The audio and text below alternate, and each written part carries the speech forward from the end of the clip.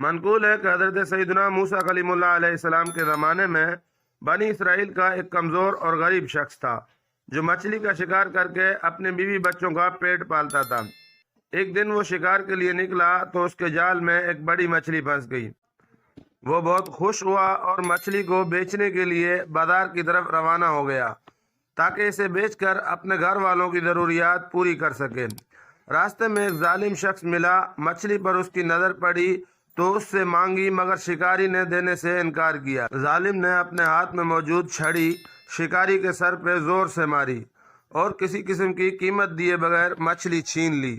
شکاری نے اس کے خلاف بددعا کی، الہی تو نے مجھے کمزور اور اسے طاقتور سخت بنایا، اس نے مجھ پر ظلم کیا ہے، تو اس سے میرا بدلہ جلد لے کیونکہ میں آخرت تک صبر نہیں کر سکتا۔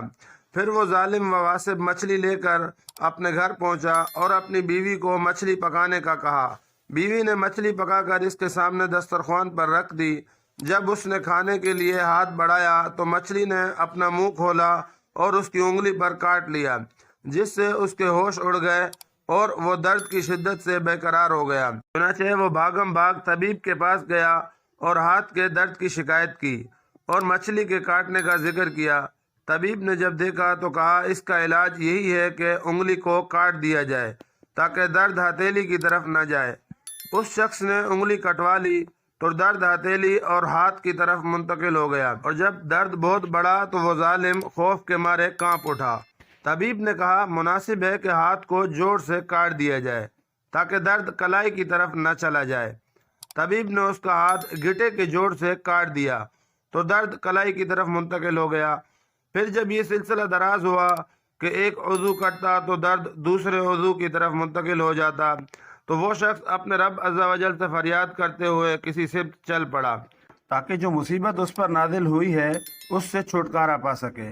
راستے میں اس نے ایک درخت دیکھا تو اس کے نیچے بیٹھ گیا اور اسے نیند آ گئی۔ خواب میں دیکھا کہ کوئی کہہ رہا ہے اے مسکین، تو اپنے کتنے اوضاع کاٹ چکا ہے، جا جس پر تو نے ظلم کیا ہے اسے راضی کر لے۔ وہ ظالم جب نیند سے بیدار ہوا اور اس بارے میں سوچنے لگا تو اسے یاد آیا کہ اسے جو مصیبت پہنچی ہے وہ شکاری پر ظلم کے سبب سے ہے۔ چنانچہ وہ شہر میں داخل ہوا اور شکاری کو تلاش کرنے لگا۔ جب شکاری ملا تو ظالم نے اس کے پاؤں میں گر کر اپنے جرم کی معافی مانگی، اسے مچھلی کی قیمت ادا کی اور اپنے جرم سے توبہ کی۔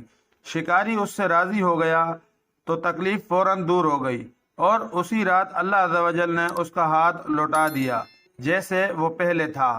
پھر اللہ عز و جل نے حضرت موسیٰ علیہ السلام کی طرف وحی فرمائی، اے موسیٰ، مجھے اپنی عزت و جلال کی قسم، اگر یہ شخص مظلوم شکاری کو راضی نہ کرتا تو میں اسے زندگی بھر عذاب میں مبتلا رکھتا۔